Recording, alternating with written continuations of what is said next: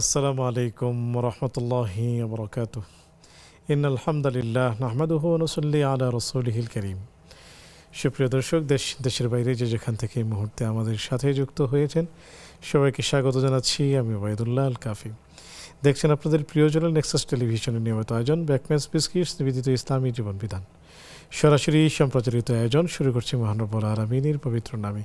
বিসমিল্লাহির রহমানির রহিম। যিনি এক এবং অদ্বিতীয়, পরিচিত শানি। সুবহানাল্লাহি ওয়া বিহামদিহি আদাদা খালকিহি ওয়া রিদা নাফসিহি ওয়া জিনাতা আরশিহি ওয়া মিদাদা কালিমাতিহি। রাসূল করিম সাল্লাল্লাহু আলাইহি ওয়াসাল্লামের শানে পড়ছি আল্লাহুম্মা সাল্লি ওয়া সাল্লিম আলা আবদিকা ওয়া হাবিবিকা মুহাম্মাদিন ওয়া আলিহি ওয়া সাহবিহি আজমাইন।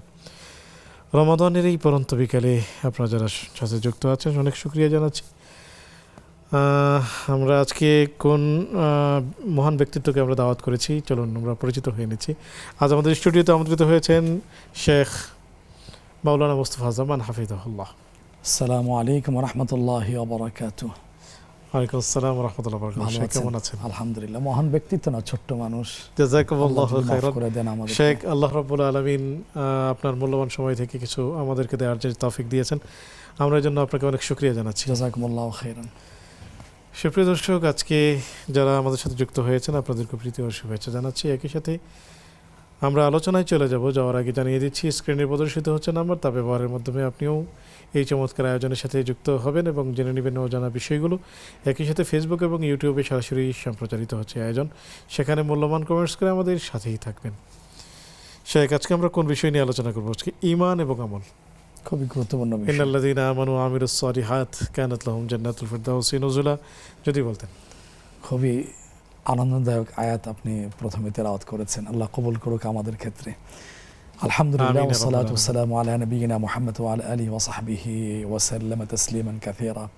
খুবই গুরুত্বপূর্ণ বিষয়। আমরা বলি শুনি, কিন্তু ভিতরে কোনো তাসির রেখাপাত করে না। ঈমান আমল এটা আর কি না, এটা হলো সবচেয়ে উপরের বিষয়, সবচেয়ে গুরুত্বপূর্ণ বিষয়। ঈমান ছাড়া একজন মুসলমান সে মুসলিম দাবি করতে পারে না। দাবি করার কোনো সুযোগই নেই, অবকাশ নেই। জান্নাতে যাওয়া তো এটা দিবা স্বপ্ন। ঈমান এটা আরবি শব্দ, যার শাব্দিক অর্থ হচ্ছে বিশ্বাস, এক কথায় যদি আমরা বলি। আর পরিভাষায়, ইসলামী পরিভাষায় ঈমান হচ্ছে 6টা বিষয়ের উপরে বিশ্বাস স্থাপন করা। প্রথমে যদি এইভাবে আমরা বলি, ছোট্টবেলায় যে আমরা বলে আসছি, শিখে আসছি, যেটার নাম আমরা শুনেছিলাম ঈমানে মুফাসসাল, আমানতু বিল্লাহি ওয়া মালাইকাতিহি। 6টা বিষয়ের প্রতি ঈমান আনতে হবে। আল্লাহর প্রতি, ওয়া মালাইকাতিহি ফেরেশতাদের প্রতি, ওয়া কুতুবিহি আসমানি কিতাবের প্রতি, ওয়া রসুলিহি নবী রসুলদের প্রতি আলাইহিমুস সালাতু ওয়াস সালাম, ওয়াল ইয়াউমিল আখির শেষ দিবস অর্থাৎ আখিরাতের প্রতি ঈমান আনা। এরপরে ওয়াল কাদরি খাইরিহি ওয়া শাররিহি মিনাল্লাহি তাআলা, তাকদীরে ভালো মন্দের উপরে বিশ্বাস স্থাপন করতে হবে। এই 6টা বিষয় স্থাপন করতে হবে। এই 6টা বিষয়কে বলা হয় ঈমানের ভিত্তি, মূল ভিত্তি। এটা হাদিস দ্বারা সমর্থিত। সে হাদিসটা কি সহিহ বুখারীতে আসছে। একটা বিখ্যাত হাদিসের শুরু অংশটা, ফেরেশতা প্রধান জিবরিল আমিন আলাইহিস সালাতু ওয়াস সালাম মানুষের বেশ ধরে রাসূলুল্লাহ সাল্লাল্লাহু আলাইহি ওয়াসাল্লামের কাছে এসে উনি প্রশ্ন ছুড়ে দিলেন, মাল ঈমান। আপনি তো অবশ্যই পড়েছেন, পড়াচ্ছেন, উম্মাহ উপকৃত হচ্ছে। প্রশ্ন ছুড়ে দিলেন বিশ্বনবী মুহাম্মদ রাসূলুল্লাহ সাল্লাল্লাহু আলাইহি ওয়াসাল্লাম যে মাল ঈমান, ঈমান কাকে বলে, ঈমানের পরিচয় কি? তিনি এই কথাগুলোই বললেন। সহিহ বুখারীতে বিভিন্ন শব্দ আসছে, আন তুমিনা বিল্লাহি ওয়া মালাইকাতিহি ওয়া কুতুবিহি ওয়া রুসুলিহি, অর্থাৎ আল্লাহর প্রতি ঈমান আনা। তারপরে হচ্ছে ফেরেশতাদের প্রতি ঈমান আনা, নবী রসুলদের প্রতি ঈমান আনা, আখিরাতের প্রতি ঈমান আনা, তাকদীরে ভালো মন্দের প্রতি ঈমান আনা। এই হলো ঈমানের মূল ভিত্তি, বিশ্বাস। এগুলোর প্রতি ঈমান আনতেই হবে, বিশ্বাস স্থাপন করতেই হবে। আর ঈমানের পরে যেটা আমল আসছে, এটা ঈমানের পরিপূরক, একটি আরেকটির অপরটির অবিচ্ছেদ্য অংশ। একটি ছাড়া আরেকটি কল্পনা করা যায় না। এই যে ঈমান আর আমল, আমলটাও কিন্তু আরবি শব্দ। শেখ, আমরা আসবো একজন দর্শককে যুক্ত করি ইনশাআল্লাহ। আসসালামু আলাইকুম ওয়া রাহমাতুল্লাহ। আসসালামু আলাইকুম। ওয়া আলাইকুম আসসালাম। হুজুর, আপনি ভালো আছেন? আলহামদুলিল্লাহ, আমরা ভালো আছি। নিশ্চয়ই আপনিও ভালো আছেন। স্বাগতম আপনাকে। প্রশ্নটি করুন। জি, হুজুর আমার 5টি প্রশ্ন ছিল। জি জি, প্রশ্নগুলো করুন। হুজুর নামাজের বাইরে যত জিকির করা হয় হু- দিনে রাত্রে এসব জিকির চোখ বন্ধ করে করা যাবে? জি, হুজুর দ্বিতীয় আমার প্রশ্ন। দ্বিতীয় প্রশ্ন হলো, হুজুর পুরুষের কণ্ঠে গজল শোনা যাবে, জি, তাদের মুখ না দেখে কি গজল শোনা যাবে? 3 নম্বর প্রশ্ন। হুজুর আমার 3 নম্বর প্রশ্ন হলো, হুজুর মসজিদ তৈরির জন্য টাকা দান করলে কি কি সওয়াব হবে? জি, 4 নম্বর। আর আর মাদ্রাসা বা এতিমখানায় দান করলে কোন ধরনের সওয়াব হবে? ঠিক আছে। হুজুর আমার 4 নম্বর প্রশ্ন হলো, জি জি, 4টা প্রশ্ন হয়েছে। আরো কোনো প্রশ্ন আছে? হুজুর আমার দাদু সবসময় বলে একটি দল ছাড়া সব মানুষই দোজখে যাবে, তাহলে পৃথিবী কেন সৃষ্টি হয়েছে এই কথা বললে কি গুনাহ হবে? আরেকবার যদি বলতেন। হুজুর বলতেছি যে হুজুর আমার দাদু সবসময় বলে একটি দল ছাড়া সব মানুষই দোজখে যাবে, জি, তাহলে পৃথিবী কেন সৃষ্টি হলো এই কথা বললে কি গুনাহ হবে? আমাদের সাথেই থাকুন, শায়েখ উত্তর দিবেন ইনশাআল্লাহ তাআলা। আসসালামু আলাইকুম রহমতুল্লাহ। কে আছেন আমাদের সাথে? সংযোগটি বিচ্ছিন্ন হয়েছে। জি, আসসালামু আলাইকুম। কে আছেন?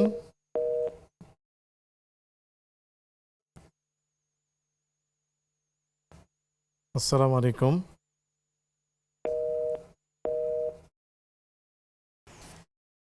শেখ, আমাদের সংযোগগুলো বিচ্ছিন্ন হয়েছে। আলোচনা শুনছিলাম শেখ, আমরা কি প্রশ্নের উত্তরে চলে যাব? আরেকটু আলোচনা আমরা জি, শুনে নেব। হ্যাঁ, ইমানের বিষয়টা আমরা তো সংক্ষিপ্ত আকারে শুনলাম। এরপরে আমলটা ইমানের অবিচ্ছেদ্য অংশ, একটি আরেকটি পরিপূরক। আমল বলতে সৎকর্ম বলতে ইমানের দাবি, আল্লাহ তাআলা যা করতে বলেছেন সেটা করা, যা করতে নিষেধ করেছেন সেখান থেকে বিরত থাকা, এবং মুহাম্মদ সাল্লাল্লাহু আলাইহি ওয়াসাল্লাম যা করতে বলেছেন সেটা করা, যা করতে নিষেধ করেছেন সেগুলো বিরত থাকা। এগুলোকে এক শব্দে বলে আমলে সালে, সৎকর্ম। এটা ছাড়া মুক্তির, নাজাতের কোনো উপায় নাই। এই জন্য আল্লাহ তাআলা বলে দিয়েছেন যে সূরা আসর, সময়ের কসম, সূরা আসরের শুরুতে বলছেন কসম কে, ওয়াল আসরি ইন্নাল ইনসানা লাফি খুসর, যে সময়ের কসম, সমস্ত মানুষ ক্ষতিগ্রস্ততার মধ্যে আছে, তবে তারা নয় ইল্লাল্লাযীনা আমানু ওয়া আমিলুস সালিহাত, যারা ঈমান আনে এবং সৎকর্ম করে।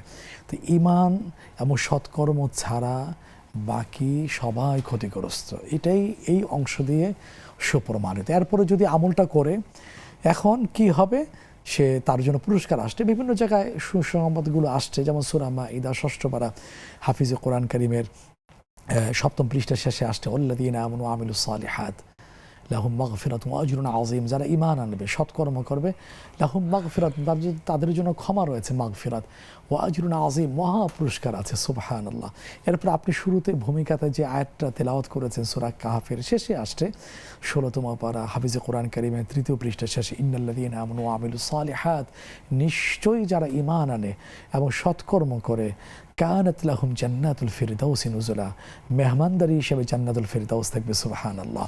সুতরাং ঈমান আমল একটা মানে অপরটির পরিপূরক, এটা একটা আরেকটা ছাড়া কল্পনা করা যায় না। ঈমান আছে কিন্তু আমল নেই, তো এই ঈমানের কি মূল্য আছে? এটার উদাহরণটা হলো চারা এবং বীজটা লাগানো হয়েছে, তারপর চারা অঙ্কুরিত হবে, উঠবে। এখন ওই বীজটাকে যদি পরিচর্যা করা হয় তাহলে সেই গাছ উঠবে, ফল দেবে। এখন ওইটা হলো চারাটা হলো আমল দিয়েই কিন্তু ওই বীজের যত্ন নেওয়া লাগবে। ঠিক তেমনিভাবে একটা বাড়ির যে আছে স্থাপত্যের এটা ভিত্তি হলো ঈমান। আর দেয়াল ভিত্তি এটার হচ্ছে এই যে পিলারগুলো, এগুলো হচ্ছে আমল। এগুলো ছাড়া কল্পনাও করা যায় না। আমি যদি এগুলো একটা সামারিটা নিই মহতারাম, সংক্ষেপে, এগুলো তো লম্বা আলোচনার দাবি রাখে যে যারা ঈমানটা কাকে বলে, আরেকভাবে যেটা আসছে অন্তরে বিশ্বাস, মুখে স্বীকৃতি, অঙ্গ প্রত্যঙ্গের মাধ্যমে প্রতিফলন, কর্মের মাধ্যমে, এটা হচ্ছে ঈমান। ভিতরে ঈমান আছে কিন্তু কর্মে সেটা নাই, তাহলে সেটা কি? তাহলে সে কে? তা সে হলো জালেম। আর যদি ঈমানও থাকে, কর্মও থাকে, সেই তো আলহামদুলিল্লাহ মুমিন, সে তো জান্নাতে যাবে। আর যদি এমন হয়ে থাকে মহতারাম যে ভিতরে ঈমান নাই কিন্তু কর্মে আছে, তাহলে সে কাফের থাকছে। সে কাফের বলতে না, সে মুনাফিক হচ্ছে। ভিতরে আছে বিশ্বাস, অনেক দীর্ঘ আলোচনা, বাহিরে আছে, সংক্ষেপে বলছি, ভিতরে বিশ্বাসটা আছে, অন্তরে আছে, বাহিরেও আছে, সে তো মুমিন। কিন্তু ভিতরে ঈমানটা আছে, বিশ্বাসটা আছে, বাহিরে নাই, কর্মে নাই, তাহলে সে জালেম হচ্ছে। আর ভিতরে নাই, কর্মে আছে, সে হলো মুনাফিক। ভিতরেও নাই, বাহিরেও নাই, সে হলো আপনার কাফের। এখন আমরা আল্লাহর সামনে কি হিসাবে দাঁড়াবো? মুমিন হিসাবে, জালিম হিসাবে, মুনাফিক হিসাবে, না কাফের হিসাবে? সিদ্ধান্ত আমাদের। আল্লাহ আমাদেরকে মাফ করুন, আমরা যেন প্রকৃত মুমিন হিসেবে দাঁড়াতে পারি। শেখ আমাদের সামনে দর্শক অপেক্ষায় আছেন, আমরা নিচ্ছি। আসসালামু আলাইকুম রহমতুল্লাহ। ওয়ালাইকুম আসসালাম রাহমাতুল্লাহি ওয়া বারাকাতুহু। স্বাগতম, প্রশ্নগুলো করুন। আচ্ছা, মানে আমার বিয়ে হয়েছে 30 বছর। ওই সময় উপহার হিসেবে আমি একটু স্বর্ণ পেয়েছিলাম। ওই সময় 1 ভরির হচ্ছে। এখন আমি 1 টাকাও মানে উপার্জন করি না, আমার অবস্থা ভালো না, কিন্তু ওই স্বর্ণটা ওইটা আমি মানে জাকাত দেওয়া লাগবে না লাগবে না ব্যবহার করা, ছোট্ট অল্প স্বর্ণ। এখন আমি কি করবো? আমি একটু পরামর্শ চাই। আপনার কি লিকুইড মানি আছে? না না না, আমার কিছু আছে ওই রকম, ওইটা মানে বলা চলে না। আমার 1 টাকা আমার নিজস্ব উপার্জন নাই। আমার স্বামীর অবস্থাও তত ভালো না। স্বর্ণ আছে? স্বর্ণ তো 1 ভরির কম, একটু স্বর্ণ বিয়ের সময় উপহার পেয়েছিলাম। হ্যাঁ, 1 ভরির কম উপহার পেয়েছিলাম। ঠিক আছে, আমাদের সাথেই থাকুন, শায়েখ উত্তর দিবেন ইনশাআল্লাহ তাআলা। আসসালামু আলাইকুম। আসসালামু আলাইকুম। ওয়ালাইকুম আসসালাম। আর প্রশ্ন ছিল? জি স্বাগতম, প্রশ্নগুলো করুন। হুজুর, আমাদের যে আমরা এই যাকাত এবং ফিতরার টাকা, এটা কি অমুসলিমদেরকে দেওয়া যাবে কিনা? এটা কি কেমন হবে? আমাকে জানালে খুশি হব। আসসালামু আলাইকুম। ওয়ালাইকুম সালাম, সাথেই থাকুন, শায়েখ উত্তর দিবেন। আসসালামু আলাইকুম রহমতুল্লাহ।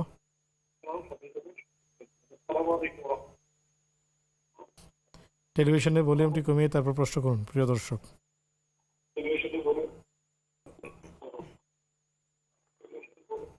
জি, কে আছেন আমাদের সাথে? সম্মানিত দর্শক, আপনারা প্রশ্নগুলো খুব দ্রুত করবেন, সময়ের আমার প্রশ্ন, জি, জোহরের ওয়াক্ত কয়টা পর্যন্ত থাকে? আর মহিলাদের যে একটা সমস্যা হয় মাছের সমস্যাটা, রোজা থাকা আপনার কথা বোঝা যাচ্ছে না, আপনি টেলিভিশনের ভলিউমটি কমিয়ে দ্রুত প্রশ্নটি করবেন।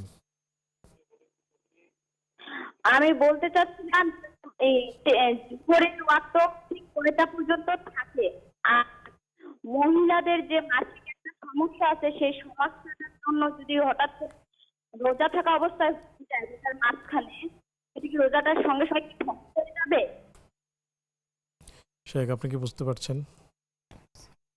জি, আপনি আমাদের সাথেই থাকুন, শেখ উত্তর দিবেন ইনশাআল্লাহ তাআলা। শেখ, আমরা আসলে আলোচনা তো দীর্ঘ, আমাদের পুরো জীবনটাই হলো ঈমান এবং আমল নিয়ে। আলোচনা চলবে, পাশাপাশি আমরা কিছু প্রশ্নের উত্তরও নিতে চাই আপনার কাছে। নামাজের বাহিরে জিকির করার সময় চোখ বন্ধ করে জিকির করা যাবে কিনা? হ্যাঁ, যাবে, কোনো সমস্যা নেই। তো জিকির চোখ বন্ধ চোখ খোলা উভয় অবস্থায় করা যাচ্ছে। মহিলা পুরুষ মানুষের গজল শুনতে পারবে কিনা? হ্যাঁ, প্রথম কথা হচ্ছে আসলে কোরআন হাদিসের কথা, হামদে বারি তাআলা, আপনি একজন তো গীতিকার, সুরকার, আলহামদুলিল্লাহ, আমরা তো জানি। এখন সেটা যদি হয় হামদে বারি তাআলা, আল্লাহর প্রশংসামূলক, আরেকটা যদি হয় নাতে রসুল, সাল্লাহ ইসলামের প্রশংসায় গাওয়া গান এগুলো শোনা যায়। নারীদের ক্ষেত্রে একটা সতর্কতা কি, ওই যে উনি আরেকটু কথা এখানে অ্যাড করেছিলেন, সেটা হলো অডিও। হ্যাঁ, শোনা যাবে, মনটা যদি থাকে আল্লাহ এবং রসুলের দিকে, এগুলো শুনে তার ঈমান বৃদ্ধি পেয়ে থাকে, মন বিগলিত হয়ে থাকে, আলহামদুলিল্লাহ শোনা যাবে। জাযাকুমুল্লাহু খাইরান। মসজিদ তৈরিতে অর্থ দান করলে তার ফজিলত কি? সেটা তো রাসূল সাল্লাল্লাহু আলাইহি ওয়াসাল্লাম ১,৫০০ বছর আগে বলেছেন, সাল্লাল্লাহু মাল্লানা আলাইহি লিল্লাহি মাসজিদান বানাল্লাহু লাহু বাইতান ফিল জান্নাহ আও কামা ক্বালা আলাইহিস সালাতু ওয়াসসালাম। কেউ যদি আল্লাহর জন্য একটা ঘর নির্মাণ করে, পুরো ঘর নির্মাণ করা তার পক্ষে সম্ভব নয়, তার সাধ্য সামর্থ্য অনুযায়ী নির্মাণ কাজে সহায়তা করে আল্লাহকে খুশি করার জন্য, আল্লাহ তাআলা তার জন্য জান্নাতের সুরম্য বাড়ি প্রাসাদ বানিয়ে দেবেন। সুবহানাল্লাহ। এরকম কি হবে, তার জন্য জান্নাতে বাড়ি হলো আর তাকে জাহান্নামে দেওয়া হচ্ছে? না, এটা তো হতে পারে না। জাযাকুমুল্লাহু খাইরান। শেখ, আমরা আরও চমৎকার চমৎকার প্রশ্ন এবং উত্তর নিয়ে, সুপ্রিয় দর্শক, সময় হলো একটি বিজ্ঞাপন বিরতিতে যাবার। দেখছিলেন ব্যাকম্যাচ বিস্কিটস নিবেদিত ইসলামী জীবন বিধান। আমাদের সাথেই থাকুন।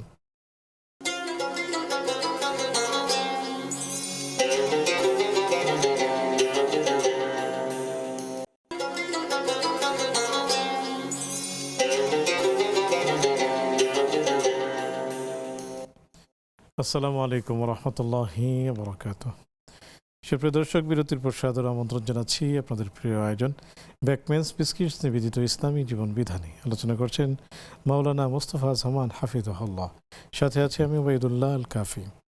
আপনাদের বেশ কিছু প্রশ্ন পেয়েছিলাম, উত্তর জানতে শেখের কাছেই চলে যাচ্ছে। শেখ, মাদ্রাসা এবং এতিমখানায় দান করলে সওয়াব কেমন হয়? হ্যাঁ, একটা সোজা কথা হচ্ছে সাদকা জারিয়া। এতিম প্রতিপালন তো বিশাল বড় সওয়াবের কাজ। আলাদাভাবে যদি বলা হয়, রাসূল ইসলামের পবিত্র জবান থেকে নিঃসৃত সে মহা সুসংবাদ বা হাদিস, তিনি বলেছিলেন সাল্লাল্লাহু আলাইহি ওয়াসাল্লাম, আনা ওয়া কাফিলুল ইয়াতীম কাহাতাইনি, আমি এবং এতিম প্রতিপালনকারী দুইজন পাশাপাশি, এইভাবে আঙ্গুল দেখিয়েছেন, এই যে তর্জনী আর মধ্যমা পাশাপাশি সহ অবস্থান, ঠিক তিনি এবং এতিম প্রতিপালনকারী জান্নাতে এরকম সহ অবস্থান করবে। সুবহানাল্লাহ, মানে কোনো দূরত্ব থাকবে না, হ্যাঁ, পাশাপাশি। আর অনেকে তো সুবহানাল্লাহ সেই জান্নাতুল ফিরদাউস মিনান নাবিয়িন ওয়া সিদ্দিকিন ওয়া শুহাদা ওয়া সালিহিন, ভিআইপি, সেই সর্বোচ্চ মাকামে তার অবস্থান হবে। এরপরে এতিমের পিছনে যে টাকা ঢালা হচ্ছে, অর্থ খরচ করা হচ্ছে দ্বীনি শিক্ষা অর্জন করার ক্ষেত্রে, এটা একটা সাদকা জারিয়া, আখিরাতের সে বিনিয়োগ। সুবহানাল্লাহ। আর মাদ্রাসা নির্মাণের, এটাই তো প্রশ্ন, মাদ্রাসা নির্মাণ, এখানে তো কোরআন সুন্নাহ শিক্ষা দেওয়া হয়, সেই ক্ষেত্রে এটা তো একটা সদকা জারিয়া, যতদিন থাকবে জমিনের উপরে ততদিন ওই ব্যক্তি জীবিত থাকলেও তার সব পৌঁছে থাকবে, মৃত্যুর পর আলেমে বারজাখে তার অ্যাকাউন্টে পৌঁছে থাকবে সবটা। এটা একটা সাদকা জারিয়া সব। জাযাকুমুল্লাহ খাইরান। শেখ, আমরা একজন দর্শককে যুক্ত করছি। আসসালামু আলাইকুম রহমতুল্লাহ। ওয়ালাইকুম আসসালাম রহমতুল্লাহ। আসসালামু আলাইকুম রহমতুল্লাহ। ওয়ালাইকুম আসসালাম। জি, স্বাগতম, প্রশ্নগুলো করুন। হুজুর, আমি স্ট্রোকের রোগী, আমি 2 বছর স্ট্রোক করছি। এখন মনে করেন আমার এক সাইড, বাম সাইড মানে প্যারালাইজ হয়ে গেছে। আমি মাথায় আমার মানে কোনো কিছু মন থাকে না। আমি 3 কুলটা মানে কিভাবে পড়বো আমাকে বলে দিবেন, 3 কুলটা কিভাবে পড়বো বলবেন, আর আমার জন্য দোয়া করবেন, আল্লাহ যেন আমার মাফ করে দেন, ক্ষমা করে দেন। আমি খুবই অসুস্থ। আল্লাহ যেন আপনাকে পরিপূর্ণ শিফা দান করেন এবং শায়েখ বলে দিবেন কিভাবে আপনি আল্লাহর কাছে করবেন। দোয়া করবেন, আমার এই দুনিয়ায় কেউ নাই হুজুর, আমি পুরো একা এতিম, আল্লাহ যেন আমার মা ক্ষমা করে দিতে দোয়া। জি, প্রিয় দর্শক, আল্লাহ তাআলা আপনাকে শিফায়ে কামেলা আজর নসিব করুন। জি, আপনি আমাদের সাথেই থাকুন, শায়েখ উত্তর দিবেন। আসসালামু আলাইকুম রহমতুল্লাহ। জি, জাযাকুমুল্লাহ। শেখ, আসসালামু আলাইকুম রহমতুল্লাহ। জি, আসসালামু আলাইকুম। ওয়ালাইকুম আসসালাম, স্বাগতম, প্রশ্নটি করুন। আমার 2টা প্রশ্ন। জি, প্রিয় দর্শক, প্রশ্নগুলো খুব দ্রুত করবেন, সময় যেহেতু কম। আমার 2টা প্রশ্ন। জি, আমার বিয়ে হয়েছে 15 বছর হলে, তো আমার বাবা মা আমাকে 2 ভরি স্বর্ণ দিছে, 2 ভরি না 1.5 ভরি দিছে, আর কিছুটা আমি টাকা জমা করে করছি। কিন্তু এখন আমি ওইটা যাকাত দেওয়ার মতো সমর্থ আমার নাই, আমি কিছু করি না। আমার জাকাত দেওয়ার মতো কোনো অবস্থায় নেই। আমার স্বামীও খুব ছোট্ট একটা কর্ম করে, মানে কোনো রকম আমাদের সংসার চলে। তো আমি এখন কি করতে পারি এই 2 ভরি স্বর্ণের জন্য? আর দ্বিতীয় প্রশ্ন, আমরা আমাদের ছেলে মেয়ের নাম আমাদের ছেলে মেয়ের নাম আল্লাহর নামে, নবীর নামে এবং সূরা কোরআনের আয়াত দিয়ে কিংবা কোনো অক্ষর দিয়ে রাখি। তো এগুলো যে আমরা নাম রাখি, তারপরে আমরা বাবা মা রাগান্বিত হয়ে বাচ্চাকে যে বকা দেই কিংবা অনেক গালিগালাজ করি, এটা কি আমাদের পাপ হয়? গালিগালাজ কি সন্তানদেরকে করেন?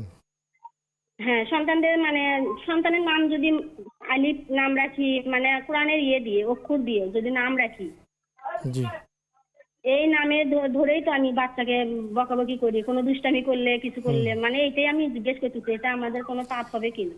জি, পাপের বিষয়টি তো পড়ে। প্রিয় দর্শক আমাদের সাথেই থাকবেন, সহায়ক উত্তর দিবেন। তো পাপের বিষয়টি তো পড়ে। আগে হলো গালিগালাজ করাটাই ইসলামে আসলে বৈধ নয়, জায়েজ নয়। মানে সিবাবুল মুমিনি ফুসুকুন কিতালুহু কুফরুন, মুমিনকে গালি দেওয়া পাপাচার, এটা মহাপাপ। এজন্য সন্তান হোক বা ভাইয়ের কেউ হোক, কাউকেই গালি দেওয়া যাবে না, বৈধ নয়। শায়েক বাকি বিষয়ে ইনশাআল্লাহ কথা বলবেন। শায়েক, যদি আমরা আপনার কাছে আসি যে জি। আল্লাহ তাআলা নবীজি সাল্লাল্লাহু আলাইহি ওয়াসাল্লামের সেই কথাটি আমরা যদি স্মরণ করি, তিনি জানতে চেয়েছেন যে একটি দল জান্নাতে যাবে, বাকি সব জাহান্নামে যাবে। তাহলে এতগুলো মানুষকে সৃষ্টি কেন করলেন? এই প্রশ্ন করা যাবে কি? হ্যাঁ, না, আল্লাহর বিষয়ে কোনো প্রশ্ন করা যায় না, এটা নিষেধ। এটা আল্লাহু আকবার। ফেলুল হাকিম লা ইয়াখলু আনিল হিকমা, ইসলামের একটা মূল্যবান কথা, যে প্রজ্ঞাময় মহান সত্তা আল্লাহ সুবহানাহু ওয়া তাআলার কোনো কাজই প্রজ্ঞা থেকে মুক্ত নয়। আর প্রথম কথা হলো, তো আল্লাহ তো এইটা বানিয়েছেন পরীক্ষার জন্য, এই কথা তিনি নিজেই বলেছেন। 29তম পারা, প্রথম সূরা মুলকের 2 নম্বর আয়াত, আল্লাযী খালাকাল মাউতা ওয়াল হায়াতা লিয়াবলুয়াকুম আইয়ুকুম আহসানু আমালা। আল্লাহ যে সৃষ্টি করেছেন জীবন মরণ, এগুলো তো মানুষের পরীক্ষা করার জন্য, দেখতে চান কর্মে কে সুন্দর, কার কর্ম সুন্দর। এখন এই কর্মের ব্যাপারে আল্লাহ তার ইখতিয়ার দিয়েছেন, স্বাধীনতা দিয়েছেন, ইম্মা শাকিরান ওয়া ইম্মা কাফুরা। আমরা ভালো পথেও চলতে পারি, মন্দ পথেও চলতে পারি, রোজা রাখতেও পারি, নাও রাখতে পারি, তাওহীদের পথে চলতে পারি, অথবা শিরকের পথে চলতে পারি। আমাকে দাঙ্গা ফেরেশতা নামিয়ে পিটে আমাকে তাওহীদের পথে চালানো হবে না। এখন এর মধ্য থেকে ইয়াজুজ মাজুজ থেকে এই যে বিশাল এই সংখ্যাটা বের হবে, আর এর মধ্য থেকে যে তাওহীদের পথে থাকবে নাজি, যে মুক্তিপ্রাপ্ত দল, কোনটা কারা, সেটা তো রাসূল বলেছেন, মা আনা আলাইহি ওয়া আসহাবি, আমি আমার সাহাবীরা যে পথের, ওই পথের পথিক যারা হবে তারাই হলো আন-নাজিয়া, মুক্তিপ্রাপ্ত দল। এখন বাকিগুলো কেউ সৃষ্টি করেছেন, 2টা না থাকলে পরীক্ষা হবে কিভাবে করে? এখন যদি প্রতিষ্ঠানের নিয়ম থাকে, আপনি একজন গার্ডিয়ান হিসেবে সন্তানকে নিয়ে আসছেন, যেখানে কি পরীক্ষা হয়, এখানে কি কেউ ফেল করে, তাহলে এতজন ফেলের মানে পাশের হার যদি এই হয়, তাহলে এখানে কেন প্রতিষ্ঠা করা হলো? কেন টিচার নিয়োগ দেওয়া হলো? কেন বই পুস্তক দেওয়া হচ্ছে? কেন ক্লাস হচ্ছে? কেন রুটিন হচ্ছে? আগডুম বাগডুম অনেক কিছু। এটা যেমন অবান্তর এই প্রশ্নগুলো, ঠিক মহাপরীক্ষক আল্লাহ সুবহানাহু ওয়া তাআলা, ওনার ক্ষেত্রে এই কথাগুলো অবান্তর হয়ে যাবে। শুকরিয়া, জাযাকুমুল্লাহ। কখনোই আমাদের এমনটি ভাবা উচিত নয়, বরং আমাদের নেকামল বেশি করে যাওয়া। আল্লাহ যেন আমাদেরকে মাফ করে দেন। শুকরিয়া। শেখ, যাকাত দেওয়ার ক্ষেত্রে সামান্য স্বর্ণ আছে, কিন্তু লিকুইড কোনো উপার্জন নেই, অর্থ নেই, সেই ক্ষেত্রে যাকাত আসবে কি? হ্যাঁ, আপনি তো উত্তরটা দিয়ে দিয়েছেন। সেটা হলো, গোল্ড ছাড়া যদি রূপা না থাকে, নগদ অর্থ না থাকে, তাহলে যে পরিমাণের কথা বলা হয়েছে সেই পরিমাণে যাকাত ফরজ হচ্ছে না। যেহেতু গোল্ডের বেলায়, স্বর্ণের বেলায় একটা নিসাব আছে, সেটা হলো 7.5 ভরি হওয়া, সেটা নাই, সুতরাং যাকাত হচ্ছে না। অনেকগুলো প্রশ্নই চলে এসছে এর মধ্যে, যে শুধু স্বর্ণ যদি থাকে 7.5 ভরি হতে হবে, 7.5 ভরির কম হলে তাহলে টেনশনের কিছু নেই, যাকাত দিতে হবে না। তবে হ্যাঁ, যদি স্বর্ণ যদি 2 ভরি বা 2.5 ভরি থাকে, তার সাথে যদি লিকুইড মানি থাকে 1 লক্ষ টাকা, সেক্ষেত্রে তো আবার রূপার নিসাব ধরা। হ্যাঁ, 2টা মিলে যদি 52.5 ভরি রূপার অর্থের মূল্যমানের হয়, হ্যাঁ, এটা ক্রস করে, তাহলে তার উপরে যাকাত ফরজ হয়ে যাবে। শুকরিয়া, জাযাকুমুল্লাহ। শেখ, আমরা দর্শককে নিচ্ছি। আসসালামু আলাইকুম ওয়া রাহমাতুল্লাহ। ওয়ালাইকুম আসসালাম ওয়া রাহমাতুল্লাহ। জি, আমার একটা প্রশ্ন হলো, আমাদের মসজিদে গত 2 দিন আগে ইমাম সাহেব জোহরের নামাজের সময় উনি 5 রাকাত পড়াই ফেলছেন। জোহরের ফরজ। জি পরবর্তীতে নামাজ শেষ হওয়ার পরে মুসল্লিরা যখন বলতেছে যে হুজুর 5 রাকাত হয়েছে, তখন উনি বলতেছে ঠিক আছে আপনারা শান্ত হন, উনি রিপ্লে আবার 4 রাকাত পড়াইছে। এখন সঠিক কোনটা আসলে, কি 5 রাকাত যেটা ওটাই হয়ে গেছে আমাদের, নাকি পরবর্তীতে আবার পড়তে হবে? আরেকটা প্রশ্ন হলো যে জি। মেয়েদের মানে হাইজ বা মাসিক অবস্থায় কি কোরআন তেলাওয়াত করা যাবে? জি, দ্বিতীয় প্রশ্নটি যদি আবার করতেন। মাসিক অবস্থায় কি কোরআন তেলাওয়াত করা যাবে? মানে কখন কোরআন তেলাওয়াত করা যাবে, ওই শব্দটি পরিষ্কার না। মাসিক অবস্থায় মানে ওযু করে কোরআন তেলাওয়াত করা যাবে যে কোনো টাইমে? ওকে ওকে, আমাদের সাথেই থাকুন, শায়েখ উত্তর দেবেন ইনশাআল্লাহ তাআলা। আসসালামু আলাইকুম। ওয়ালাইকুম আসসালাম হুজুর। জি দ্রুত। আমার মেয়ে একটা ফ্ল্যাট কিনছে জি নিজের থাকার জন্য।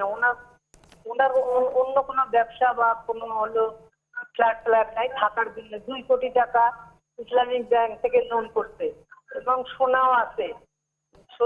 এখন কি ওনার জাকাত দিতে হবে এই যে লোনটা করছে?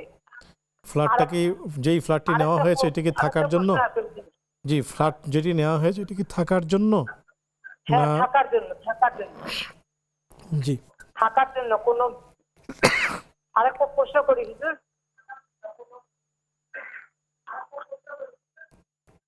জি একটা প্রশ্ন হলো যে সুদী ব্যাংকের টাকা দিয়ে যদি আমার হাজবেন্ড আমাদেরকে খাওয়ায় তাহলে কি আমাদের গুনাহ হবে? আর আমরা যদি ওইটা বলি তাহলে সেটা আমাদের সাথে অনেক রকমের দুর্ব্যবহার করবে, বাসা থেকে বের করে দিবে, তাহলে কি হবে?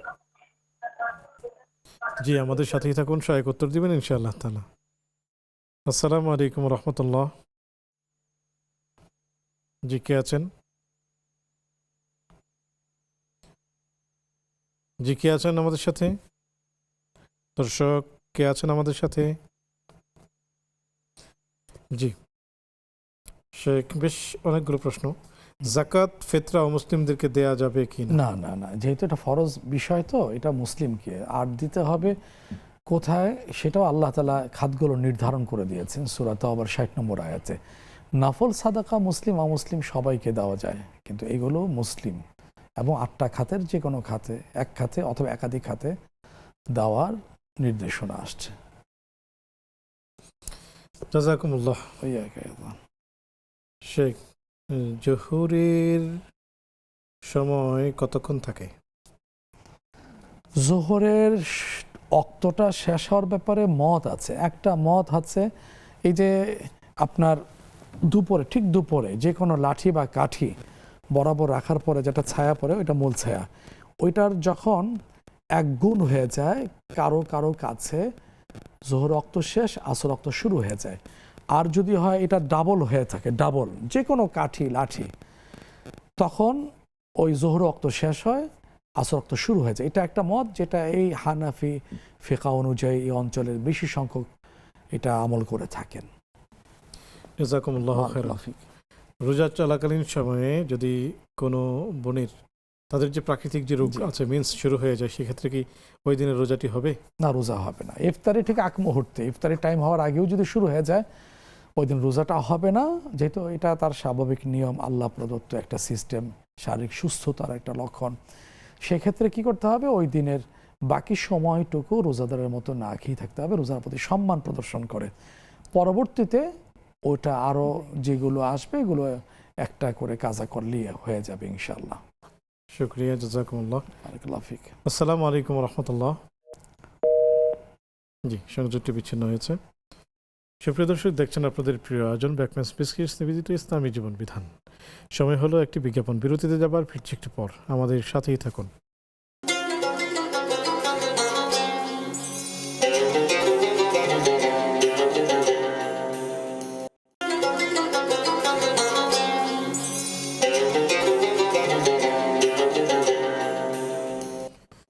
আসসালামু আলাইকুম রহমতুল্লাহি বরকাত। সুপ্রিয় দর্শক, বিরতির পর সাদর আমন্ত্রণ জানাচ্ছি আপনাদের প্রিয় আয়োজন ব্যাকম্যাচ বিস্কিটস নিবেদিত ইসলামী জীবন বিধানে।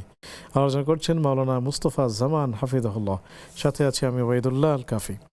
আপনাদের প্রশ্নগুলো পেয়েছি, চলুন শায়েখের কাছ থেকে উত্তর জেনে নিই।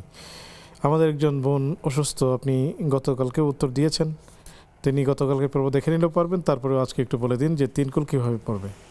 হ্যাঁ, 3 কুল তো পড়ার নিয়মটা রাসূলুল্লাহ বলে দিয়েছেন। এটা যদি হয়, সম্মানিত বোন, প্রথমে দোয়া করে আল্লাহ তাআলা আপনাকে শেফা আজেলা কামিলা নসিব করুন, আমিন।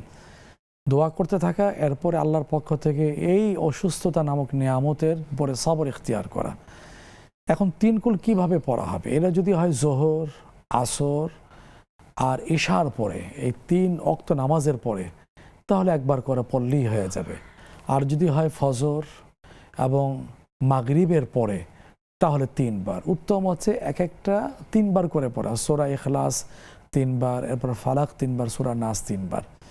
এরপরে আসুন, যদি ঘুমের আগে যদি পড়া হয়, সেটা তো হাদিসে আসছে, ইদা আওয়াইতা ইলা ফিরাশিক, বিছনা যখন যাওয়া হবে তখন এগুলো 3 বার করে পড়া।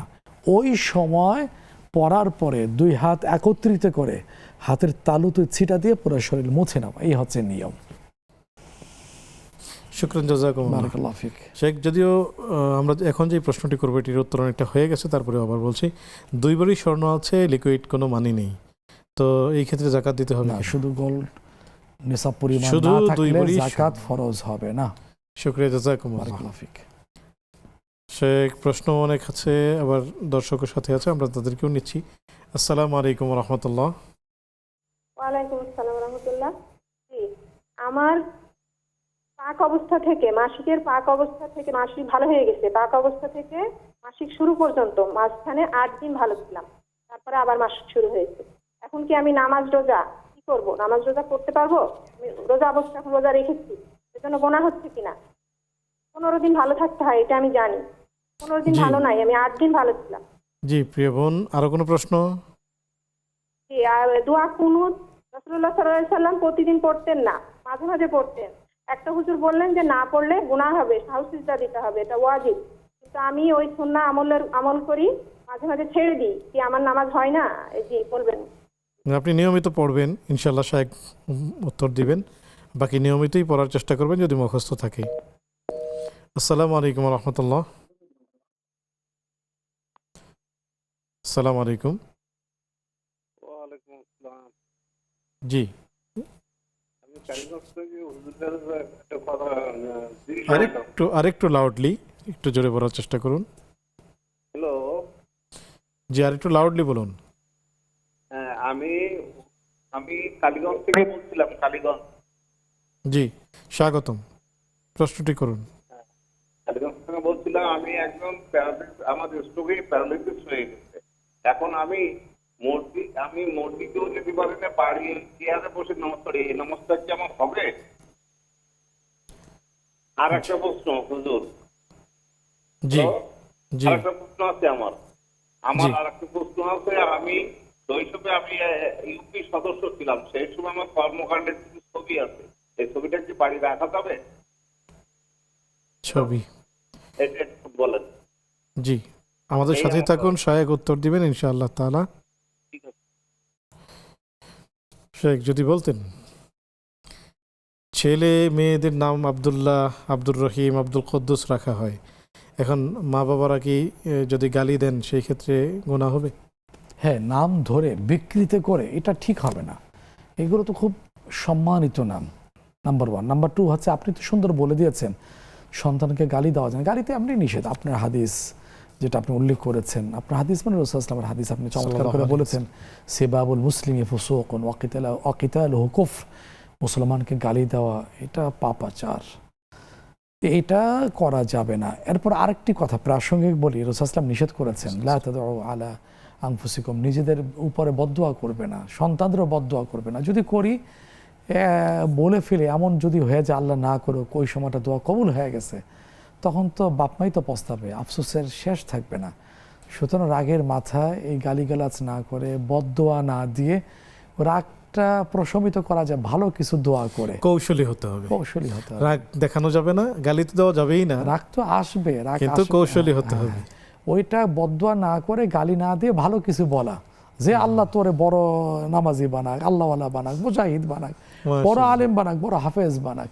মা একজন দোয়া করছে না রেগে, যে তোরে আল্লাহ কাবার ইমাম বানাক, আল্লাহু আল্লাহ তাকে আকবার। কাবার ইমাম বানিয়ে দিয়েছে। আল্লাহ যেন আমাদেরকে সেরকম দোয়া করার তৌফিক দান করেন, ইয়া রাব্বুল আলামিন। চমৎকার বলেছেন শেখ। আমিন। শেখ মসজিদের ইমাম 5 রাকাত পড়ে ফেলেছেন, এরপর আবার যখন মুসল্লিরা বলেছেন লোকমা দেয়নি মাঝখানে, পরে আবার নতুন করে উনি 4 রাকাত পড়েছেন, আসলে কোনটা ঠিক? হ্যাঁ, আমরা আসলে জানার চেষ্টা করেছিলাম, হয়তো ভাই ভয়েসটা পৌঁছায়নি। সেটা হলো এই শেষ বৈঠকটা হলো ফরজ। এখন যদি না বসে থাকেন আর দাঁড়িয়ে যান তাহলে নামাজ হয়নি। পরে 4 রাকাত পড়েছেন, এটাই ঠিক হয়েছে, যথার্থ হয়েছে। জাযাকুমুল্লাহু খায়রান। কোরআন মেয়েদের যে স্বাভাবিক যে রোগটা হয় সেই রোগ অবস্থায় শুধু অজু করে কি কোরআন পড়া যাবে কিনা, অনুমতি আছে? না, ওই সময়টা জুনুব, কোরআন সুন্নাহর ভাষা জুনুব বলে, যার উপরে নারী পুরুষ নির্বিশেষে গোসল ফরজ যাদের উপরে হচ্ছে, ওই অবস্থায় কোরআন পড়া যায় না। উজু করা হোক বা না হোক, উজুটা হলো ছোট পবিত্রতা, আর গোসল ফরজ হইলে গোসল করে তারপরে গোসল এটা বড় পবিত্রতার মাধ্যম। আর আমার উপরে তো মানে বড় পবিত্রতা জরুরি, ওইটা যখন নেই, ছোট পবিত্রতা উজু দিয়ে কাজ হবে না। এখন কি করতে হবে, যদি আমি কোরআনে ক্লাস করে থাকি, হাফসখানা পড়ে থাকি, আমি যদি হাফসখানার শিক্ষিকা হয়ে থাকি, তো সেক্ষেত্রে আরব বিশ্বের একটা আপডেট ফতোয়া হচ্ছে, সেটা হলো যেহেতু এটা চলমান রাখতে হবে শিক্ষাটাকে, তখন কি করতে হবে, একসাথে না পড়ে ভেঙ্গে ভেঙ্গে বিসমিল্লাহ আর রহমান, এই ভেঙে ভেঙে শব্দ বাই শব্দ উচ্চারণ করা, একসাথে না। শুকরিয়া, জাযাকুমুল্লাহ। বারাকাল্লাহ ফিক। আপনি যেমনটি শুনলেন যে একটি ফ্ল্যাট কিনেছেন 2 কোটি টাকা দিয়ে, বাকি লিকুইড মানি এর বাইরে বেশ কিছু নেই, শুধু 2 ভরি স্বর্ণ আছে, এতে করে যাকাতের মাসালা কি হবে? না, এখন ওই ফ্ল্যাটের উপরে তো জাকাত হবে না, যেহেতু বসবাসের জন্যে। আর আরেক দিক থেকে বিশাল অঙ্কের লোন আছে, ওই লোন আর এখানে যে পরিমাণ গোল্ড আছে, তাহলে এখানে জাকাত তার উপরে ফরজ হচ্ছে না। জাযাকুমুল্লাহ। যদি সম্পূরক একটি প্রশ্ন করি, যে একটি ফ্ল্যাট উনি কিনলেন, 2টি ফ্ল্যাট কিনলেন, একটিতে উনি থাকেন, একটি উনি ভাড়া দেন, সেই ক্ষেত্রে কি ভাড়ার উপর যাকাত আসবে না পুরো ফ্ল্যাটের মূল্যের উপর যাকাত আসবে? এখানে না, ফ্ল্যাটের উপর না, বসবাসের জন্য, সম্পদ বৃদ্ধির জন্য যত সম্পদই করা হোক না কেন, ফ্ল্যাট, প্লট, গাড়ি, পোশাক, সম্পদ বৃদ্ধির জন্য, ব্যবসার জন্য না, বিক্রি করার নিয়তে না, সেক্ষেত্রে কি হবে, ওই ফ্ল্যাট, প্লট, গাড়ির উপরে আপনার জাকাতের হিসাব আসে না, শুধু আসে ওই ভাড়ার উপরে। তাও আবার এখানে কথা আছে যে ওই মৌলিক প্রয়োজন অতিরিক্ত যদি ওই ভাড়াটা উদ্বৃত্ত থাকে তখন আর সেটা যদি নিসাব পরিমাণ ছাড়িয়ে যায়, 1 বছর যদি অতিবাহিত হয়, তারপরে না ওই টাকাটা, উদ্বৃত্ত টাকা জাকাতের হিসাবে আসবে। শুকরিয়া, জাযাকুমুল্লাহ। বারাকাল্লাহ ফিক। সুদী ব্যাংকের টাকা স্বামী আমাদেরকে ভরণ পোষণ দিয়ে থাকেন, এতে করে কি আমাদের গুনাহ হবে? এখানে একটা বড় বিষয়, আমরা তো বলে ফেলি যে না আমার দায়িত্ব এটা না, তার দায়িত্ব, আমি স্ত্রী, আমি গৃহিণী। না, এখানে একটা কথা আছে, আমি যদি জানি আমি বাধা দেব, নিষেধ করব এবং বলবো তুমি যদি এরকম হারাম খাও তা আমি তোমার সংসার করব না, বলতে হবে তো, ভয় দেখাইতে হবে। এরপর আরেকটা হচ্ছে যে ওইটা ছাড়া তার কোনো উপায় নেই, তো মৌলিক প্রয়োজনটা যেটা দিয়ে কোমর মেরুদণ্ড সোজা করা যায়, তারপরে ব্যবস্থা গ্রহণ করার জন্য আপনার উদ্যোগ থাকতেই হবে, দোয়া অব্যাহত রাখতেই হবে। জি, শুকরিয়া, জাযাকুমুল্লাহ। আমাদের মা বোনদের যেই রোগটি কমন, এতে তো বিভিন্ন রকমের আসলে মিকদার আছে, পরিমাণ আছে, সময়। একজন বোনের প্রথমে মেন্স শুরু হয়েছে, এরপর ভালো হয়ে গেছে, তো উনি নামাজ কালাম পড়েছেন, 8 দিন পরে গিয়ে আবার সেই রক্ত দেখা দিয়েছে, এতে করে এই 8 দিন কি ধরা হবে? হ্যাঁ, শুরু হওয়ার পরে কতদিন পরে উনি পড়া শুরু করেছেন? হানাফি মাযহাবের একটা বক্তব্য হলো আকাল্লুহা সালাসাতু আইয়াম, সর্বনিম্ন এটা টাইম হলো 3 দিন, ও আকসারুহা আশারাতু আইয়াম, সর্বোচ্চ দিন হলো 10 দিন।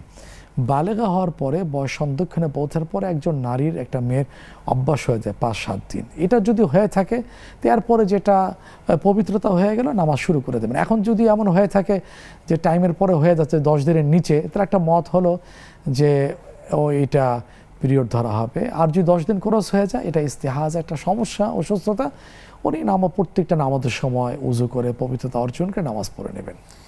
শুকরিয়া, জাযাকুমুল্লাহ। বারাকাল্লাহু ফিক।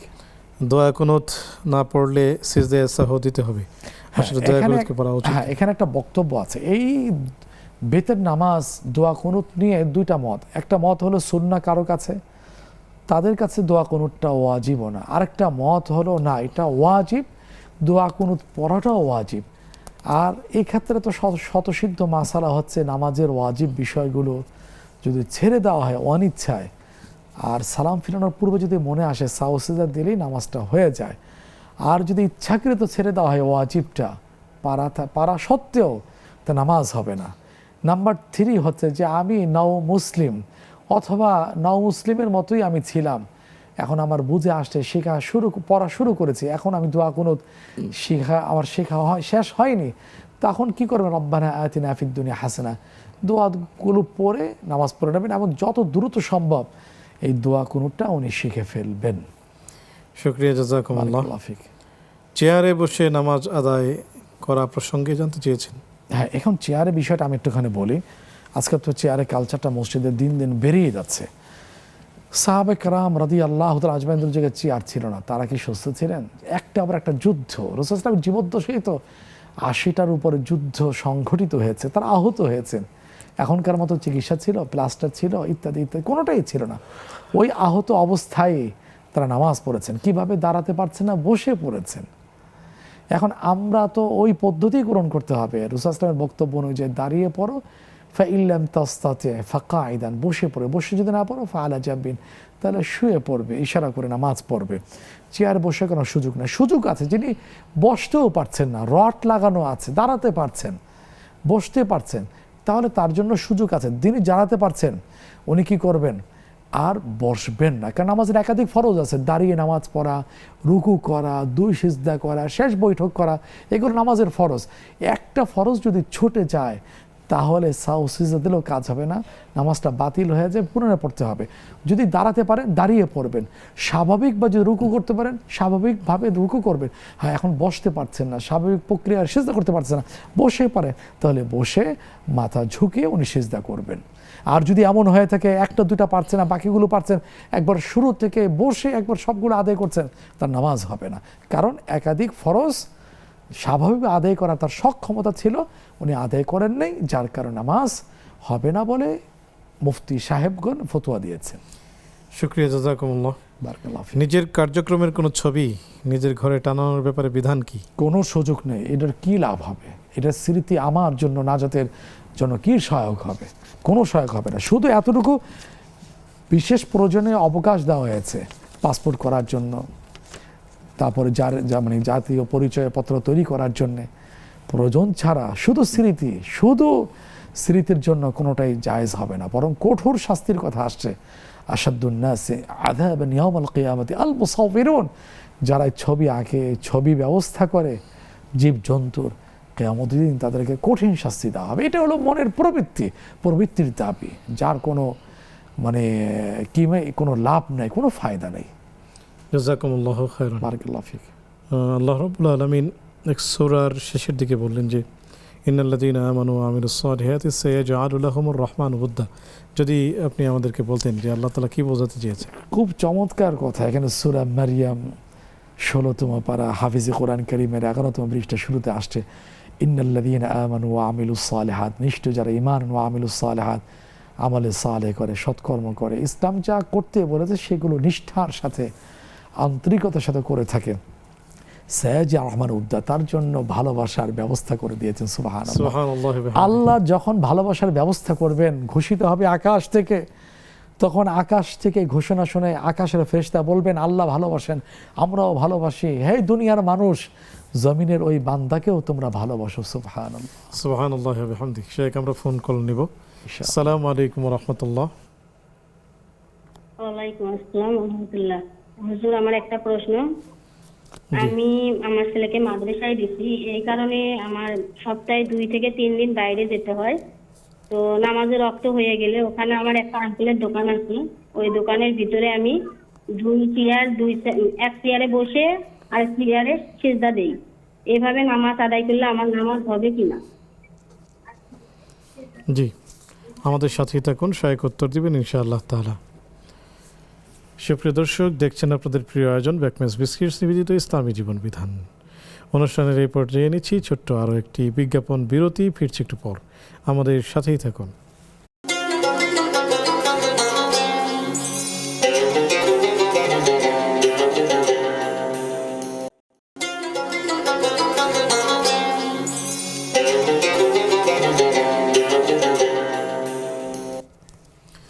আসসালামু আলাইকুম রহমতুল্লাহি বরকাতুহ। সুপ্রিয় দর্শক, বিরতির পর সাদর আমন্ত্রণ জানাচ্ছি আপনাদের প্রিয় আয়োজন ব্যাকমেন বিস্কিট নিবেদিত ইসলামী জীবন বিধানে।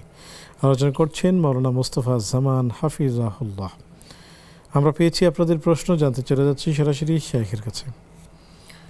শেখ, বাইরে যেতে হয় কোনো কাজে, সেখানে গিয়ে একজন বোন প্রশ্ন করেছেন যে ওনার কোনো একজন পরিচিত ম্যাডামের দোকানে দুই চেয়ারে, এক চেয়ারে বসে এক চেয়ারে তিনি সেজদা দিয়ে নামাজ পড়েন, এইভাবে নামাজ পড়লে কি নামাজ হবে কি না? না, আমরা একটু আগে বিরতির আগে সেই জাতীয় প্রশ্ন উত্তর দেওয়ার চেষ্টা করেছি।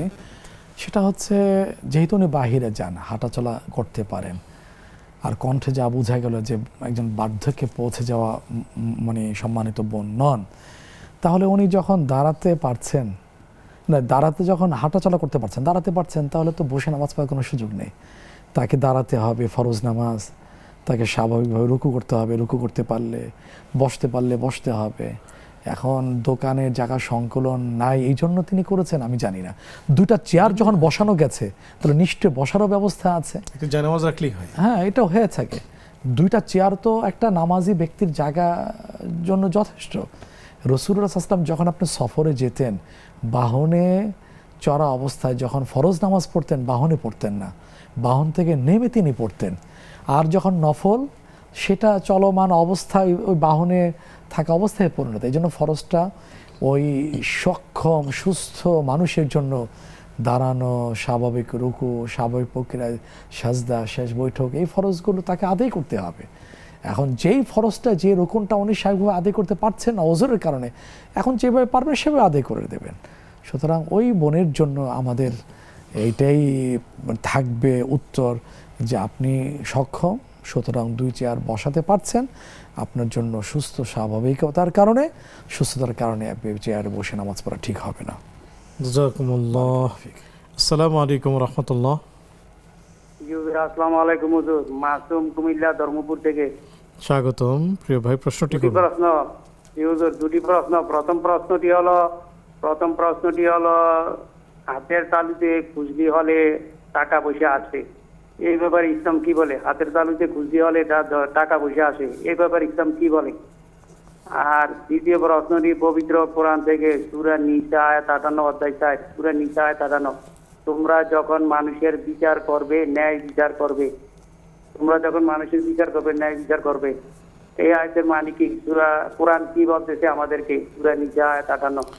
আসসালামু আলাইকুম। ওয়ালাইকুম আসসালাম, আমাদের সাথে থাকুন, সহায়ক উত্তর দিচ্ছেন। আসসালামু আলাইকুম রহমতুল্লাহ। আসসালামু আলাইকুম। ওয়ালাইকুম আসসালাম, স্বাগতম। প্রশ্নটি আমি করুন। একটু আগেই প্রশ্ন করছিলাম চেয়ারে বসার ব্যাপারে। তো আমি যেখানে নামাজ পড়ি, জায়গাটা পবিত্র নয়, আর অল্প জায়গায় বসে নামাজ পড়া যাবে, কিন্তু ওখানে জায়নামাজেরও ব্যবস্থা নাই, আর জায়গাটাও পবিত্র না। এই জন্য আমি চেয়ারে বসে নামাজ পড়ি, এবং আমি সুস্থ সবল, এটা ঠিক আছে, দাঁড়িয়েও নামাজ পড়তে পারবো, কিন্তু জায়গাটা শুধু অপবিত্রের কারণে আমি চেয়ারে নামাজ পড়ি। যদি ওখানে আপনি কোনো সাথে যদি জায়নামাজ নিয়ে যান এবং সেই জায়গা যদি অপবিত্র থাকে, সেটার উপর যদি জায়নামাজ বিছিয়ে দেন, তাহলে আপনার নামাজ হয়ে যাবে। সুতরাং আপনি চেয়ারে না পড়ে বরং আপনি একটা জায়নামাজ রাখবেন, অথবা জায়নামাজ রাখতে হবে এটাও জরুরি না, পবিত্র কাপড়ের টুকরা যতটুকুতে আপনি নামাজ পড়তে পারেন সেটি হলেও নামাজ হয়ে যাবে। তারপরে দোকানে যদি কার্টুন থাকে, কাগজের কার্টুন থেকে থাকে, পবিত্র থাকলে ওটা বিছিয়ে পড়লেই হবে। যেহেতু ফ্লোরে এমন হতে পারে যে স্যান্ডেল জুতা পরে সবাই ওঠানামা করে, এখানে রাস্তার নাপাক থাকতে পারে, সন্দেহ থাকতে পারে, এটা জায়নামাজ আপনি বলেছেন, জায়নামাজটা জরুরি না, একটা পবিত্র কাপড়, একটা কার্টুন যে আছে, কার্টুন থাকলেই হবে, এটা বিছিয়ে নামাজ পড়লেই হয়ে যাবে। জাযাকুমুল্লাহ, সহজ হলো। জাযাকুমুল্লাহ খাইরান। শেখ, হাতের তালু চুলকালে টাকা আসবে, এই জাতীয় ধারণা করা কি ঠিক? আমরা তো চুলকাই, টাকা তো আসে না। আপনার কি আসছে কখনো? হাতে চুলকালে না, এটা এটা কুসংস্কার, এটা বিশ্বাস করা যাবে না। যে এটা হবে ওয়াল্লাইসা লিল ইনসানি ইল্লা মা সাআ, কষ্ট, শ্রম, মেহনত আল্লাহ পাক রিজিক দিবেন।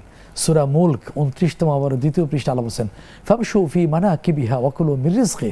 আল্লাহ বুকে সাহস দিয়েছেন, বাহুতে শক্তি দিয়েছেন, মেধা দিয়েছেন, এগুলোর সমন্বয় আমার আল্লাহ বলছেন আমার জমিনে বিচরণ করো, আমার ছড়ানো ছিটানো রিজিক তোমরা আহরণ করো।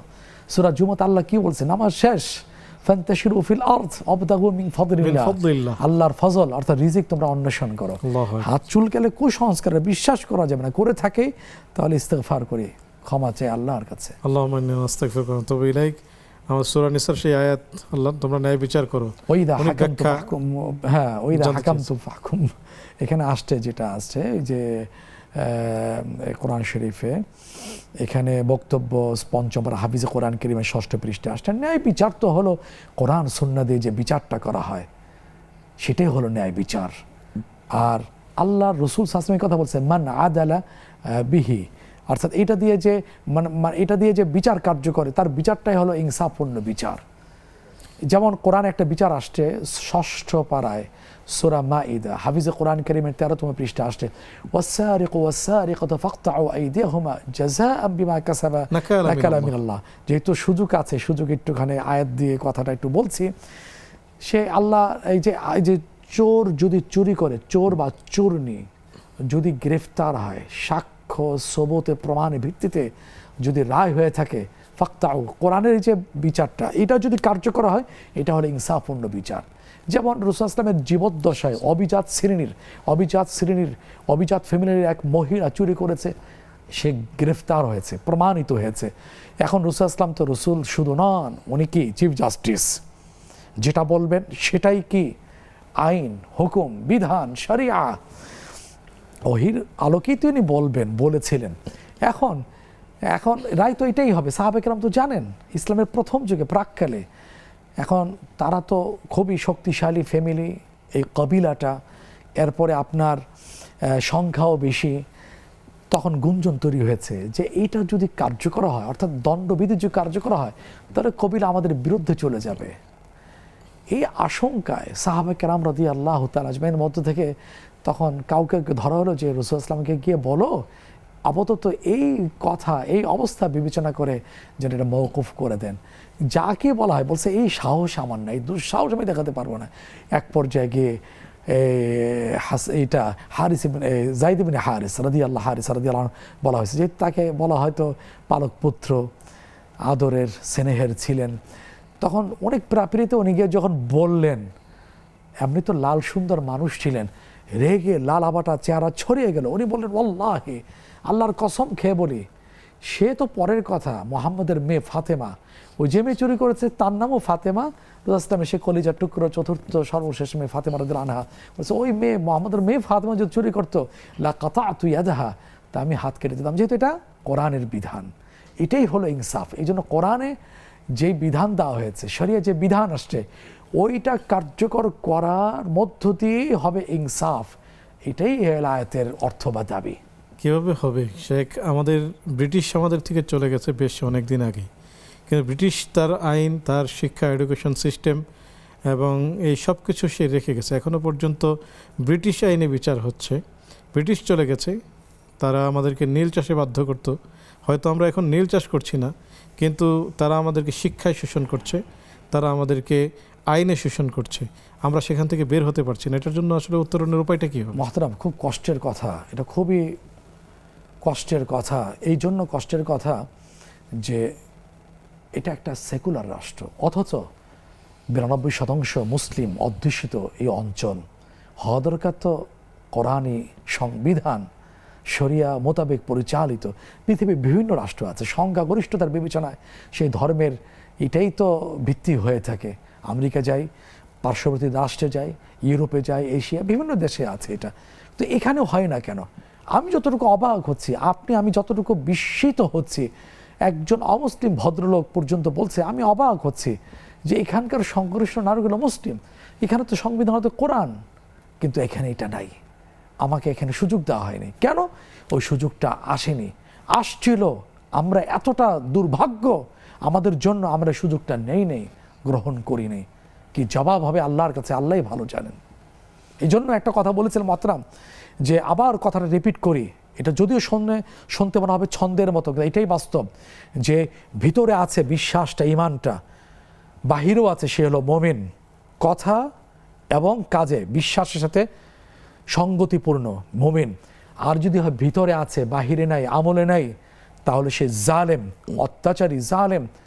আর যদি এমন হয়ে থাকে যে ভিতরে নাই, ইমানটা নাই, তাওহীদটা নাই, কিন্তু উপর দিয়ে খুব মুসলিম সাজছে, তাহলে সে হবে মুনাফিক, বর্ণচোরা, কপট। ভিতরে নেই, বাহিরে নেই, সে হলো কাফের। তা আমরা কোন পর্যায়ে আপনি বলুন? আমরা মুখে বলছি শরিয়া চাই, আল্লাহর জমিন, আল্লাহর হুকুম বাস্তবায়ন চাই, কিন্তু আমরা সুযোগটা হাত গ্রহণ করি নাই। তাহলে এটা কি বলবেন আপনি? আমরা বলতে গেলে তো রেগে যাবে, এটা কথার সাথে কাজের মিল হলো? চাই না বিধায় কথা কাজের সাথে মিল না থাকার কারণে আজকের ওই বিধানটা আমরা কার্যকর হতে দেখতে পাচ্ছি না। এই জন্য আল্লাহ বলছেন আফা হুকমাল জাহিলিয়াতি ইয়াবগুন, সূরা মাইদা ৬ষ্ঠ পারা হাফিজ কোরআন কারীমের ১৫তম পৃষ্ঠার সর্বশেষ আয়াত। আল্লাহ অবাক হয়ে ক্রুদ্ধ হয়ে বলছেন আফা হুকমাল জাহিলিয়াতি ইয়াবগুন, তারা ইসলামের মধ্যে এসেও তারা জাহিলি যুগের হুকুম তালাশ করে। ওয়ামান আহসানু মিনাল্লাহি হুকমান লিকাওমিন ইউকিনুন, আল্লাহর হুকুমের চেয়ে সুন্দর হুকুম, এত চমৎকার হুকুম, এত ন্যায়সঙ্গত হুকুম, আইন, বিধান, ল আর কি হতে পারে? জাযাকুমুল্লাহু খায়রান। শেখ চমৎকার আমাদেরকে উপকৃত করলেন। আমরা আপনার কাছ থেকে বিদায় নিচ্ছি। সুপ্রিয় দর্শক, এতক্ষণ ধরে শেখ আমাদের সামনে কথা রাখলেন। আসলে ঈমান এবং আমল এর ব্যতিক্রম বা বিকল্প কিছু নেই। প্রথমেই হলো, কোনো ব্যক্তি যদি ইহকালীন সফলতা এবং পরকালীন মুক্তি যদি চাই, তাকে ঈমান আনতে হবে। ভালো ভালো কাজগুলো তখনই বেনিফিটেড হবে। এক বামে বসিয়ে তারপর ডানে শূন্য একটি দিলে ১০ হবে, তারপর আরও একটি দিলে ১০০ হবে। একটি যদি না থাকে তাহলে শূন্যগুলো শূন্যই থেকে যাবে, আসলে এগুলো মূল্যায়িত হবে না। এজন্য উদাত্ত আহ্বান থাকবে, চলুন, মাহে রমাদান চলছে, আমলের বসন্তকাল। এই সময়ে আমরা আমাদের ঈমানকে নবায়ন করি, একই সাথে ওলামা একরামের মজলিসে বসি, দিনদার পরহেজগার ব্যক্তিদের সান্নিধ্যে যাই এবং সিয়াম এবং কিয়ামের সাধনাটা যত্নের সাথে করি। পাশাপাশি যতগুলো নেক আমল আছে, মানুষের সাথে সুন্দর করে কথা বলি, সুন্দর আচরণ করি। যারা বিজনেসম্যান আছি, আমরা এই সময়ে লাভ কম করি, সিন্ডিকেট তো অবশ্যই করব না, দাম তো অবশ্যই বাড়াবো না, সুন্দর করে মিথ্যা তো অবশ্যই বলবো না, গীবত তো করবই না। যতগুলো সুন্দর গুণ আছে সবগুলো গুণেই আমরা চলুন না গুণান্বিত হই এবং আল্লাহ রাব্বুল আলামিনের কাছের বান্দায় উন্নীত হই। আল্লাহ রাব্বুল আলামিনের মুকাররব বান্দা হয়ে আমরা আল্লাহ রাব্বুল আলামিনের প্রকৃত গোলাম এবং দাসে পরিণত হই। তাহলে আমরা এই জমিনের মধ্যে আল্লাহ তাআলা যে খলিফা বানাতে চেয়েছিলেন, হয়ে যাবে আমরা সেই খলিফা, আল্লাহ রাব্বুল আলামিনের পছন্দনীয় বান্দা। মৃত্যুর সাথে সাথেই আমরা আল্লাহ রাব্বুল আলামিনের সেই সুখের আলোয় জান্নাতের নাজ ও নেয়ামতের মধ্যেই আলমে বারজাখটা কাটাবো। কিয়ামতের দিনটা আসে আজিমের নিচে কাটাবো, তারপর সেই চিরসুখের আলোয় জান্নাতে আল্লাহ রাব্বুল আলামিনের হুকুমেই ঢুকে যাব। তখন আর আমাদের কোনো পেরেশানি আসবে না। মা লা আইনুন রাআত ওয়ালা উযুনুন সামিআত ওয়ালা খাতার আলা কলবি বাশার। আগামী পর্ব দেখার আমন্ত্রণ জানিয়ে প্রিয় দর্শক, আজকের মতো শেষ করছি। সে পর্যন্ত ভালো আল্লাহ রাব্বুল আলামিন আপনাদেরকে, আমাদেরকে সবাইকে রাখুন, সুস্থ রাখুন। আসসালামু আলাইকুম ওয়া রাহমাতুল্লাহি ওয়া বারাকাতুহু।